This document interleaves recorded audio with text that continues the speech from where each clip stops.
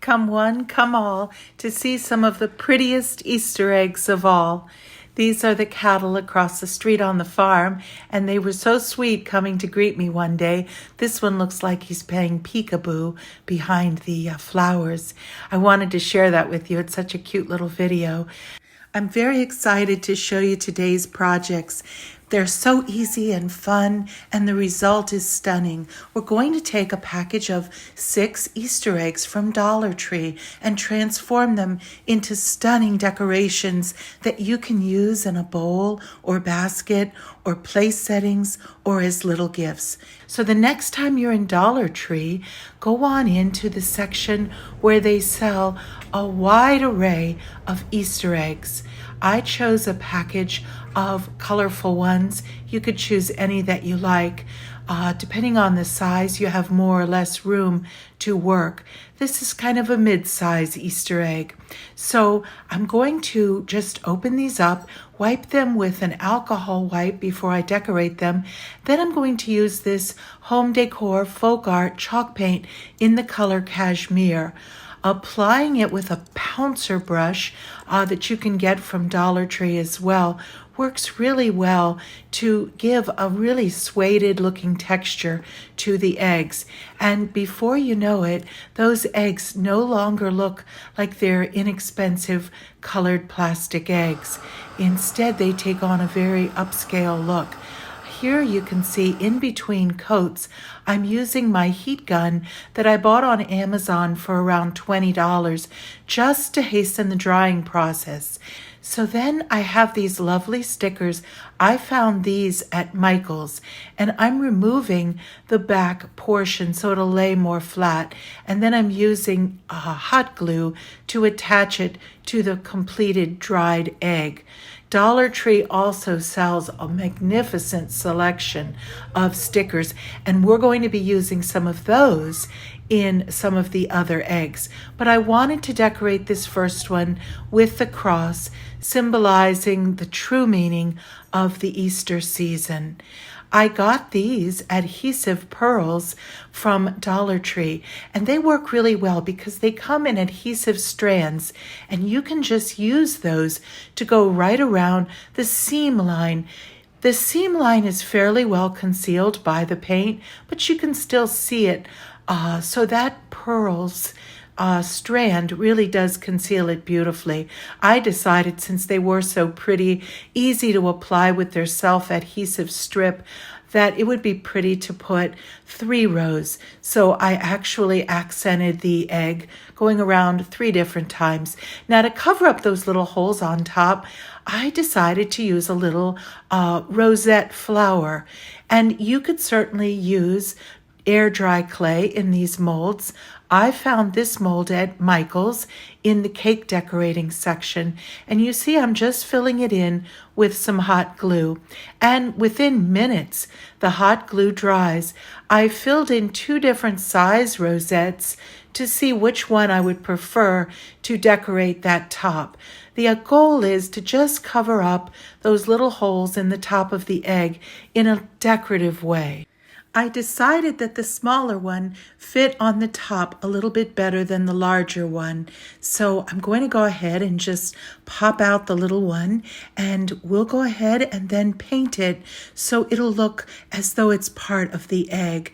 To do that, I'm using some plaster colored chalk paint as well as some of the cashmere colored paint. Combining the folk art cashmere paint along with the Waverly plaster colored chalk paint made a lovely color combination.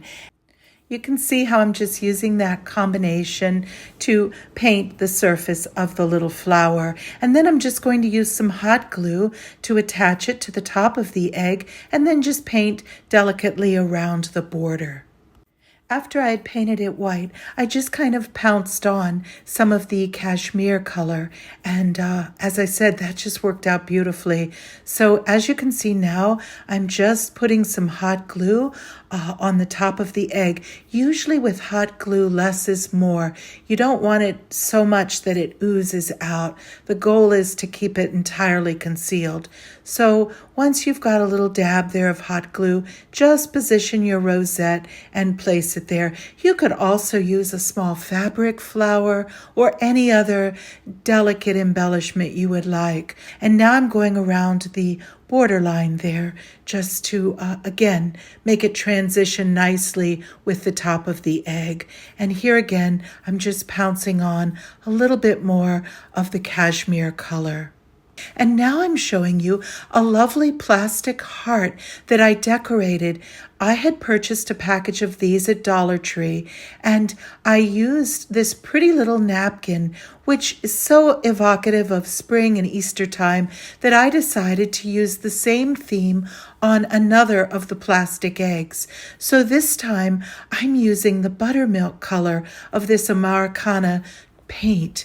I'm also using some of this pink conch shell folk art paint, and we're going to again wipe it down with an alcohol wipe, and then again use the pouncer brush technique to apply that sweet buttermilk color over the surface of the egg. You notice I chose a yellow egg because I thought it would be more compatible with the coverage. Although these paints work really well, usually 2 coats give complete coverage and you can't see the underlying color. So again, in between coats, I'm using the little dryer to dry it thoroughly, and now I'm going about the second coat using that pouncer technique. Again, that creates a very pretty, almost suede texture to the dried painted egg. And now that it's thoroughly painted, I'm going to go ahead and use the dryer once again to thoroughly dry it. And then it's fun time because we're going to decorate. Now, you'll notice I'm using this little container of rice. It was a technique that I learned from Joan Marie Domino on her DIY decoupage videos. I've learned a lot of really good techniques from her, so I do want to give a grateful shout out to Joan Marie Domino. Here I'm using this sweet little bunny design on this napkin, and again, the egg is positioned in the rice container. That just gives it some stability when you're working with it. I'm also using this water pen. Dollar Tree sells these, and it's very useful for creating a tear line around the design of your napkin. It will give a nice deckled edge. That deckled edge will allow the image to blend more seamlessly onto the background of the painted egg. So you can see I'm just going around the design with the water pen, and then I'll go ahead and tear it delicately and then separate the plies. You could always separate the plies first, and you'll see upcoming, I do demonstrate that technique as well. But here I'm just going around the image, and once I have it completely torn apart, I will go ahead then and just separate the plies so that we will just have that thin upper layer of the design. Here you can see I'm separating those plies, and it peels apart pretty easily, but you just have to be very careful not to tear your design layer. So now I'm going to use another technique, which is to place this upside down on a plastic bag. With the image upside down on the plastic bag, I can easily use this small pouncer brush to apply a thin layer of Mod Podge.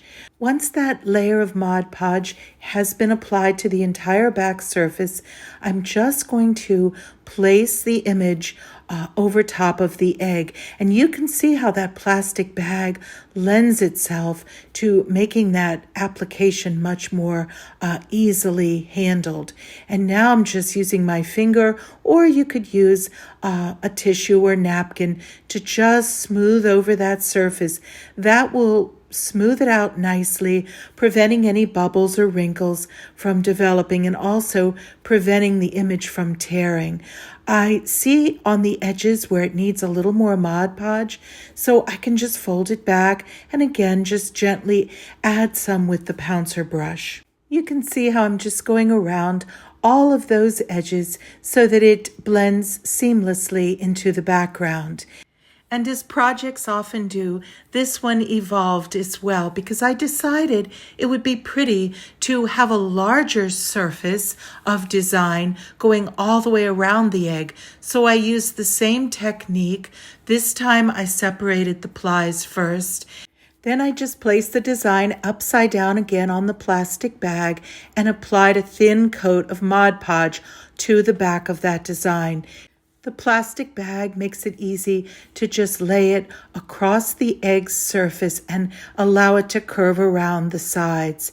I'm just gently laying it in position, and then I'll use that plastic bag technique again to just smooth it out and eliminate any wrinkles and bubbles.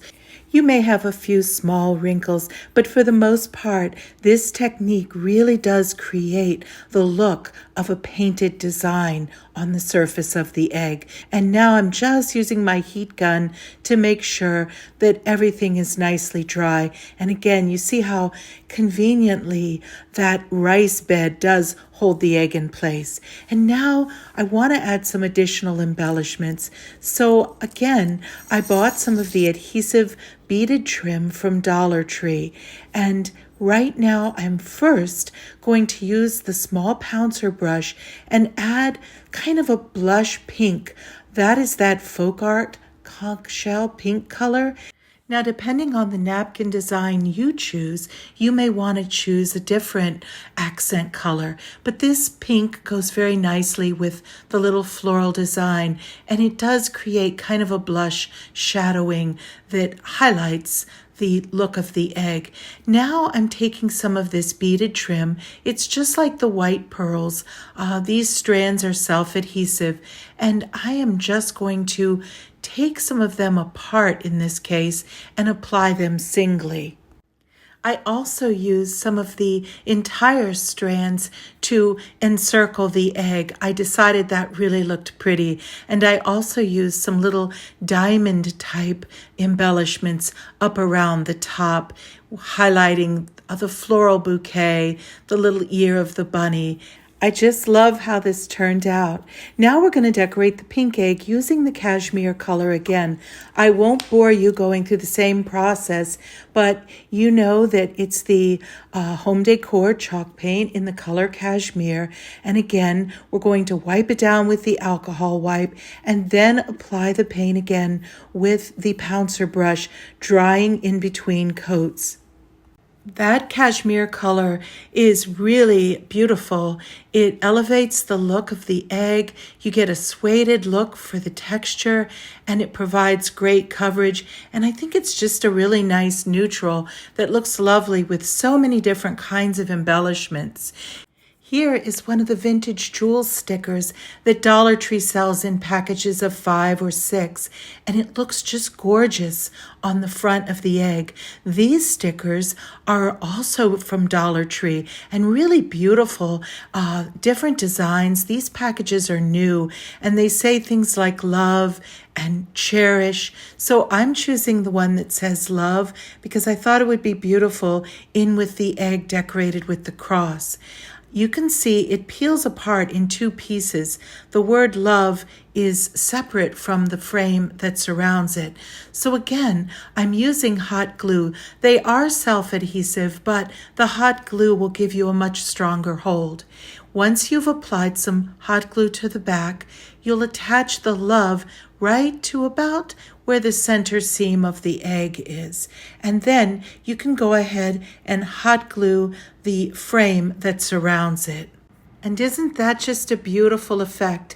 Now, to cover the holes on top, I'm going to go ahead and cut a piece of this design just long enough to cover those 2 holes. Once that little piece of decorative trim is cut to size, I'll go ahead and then just hot glue that to the top. And then I'm going to add just a very few of the little pearls to further embellish, and then we'll be all done with this egg. This small piece of cut trim worked perfectly, and now I'm going to use some of the little beads just to enhance the egg.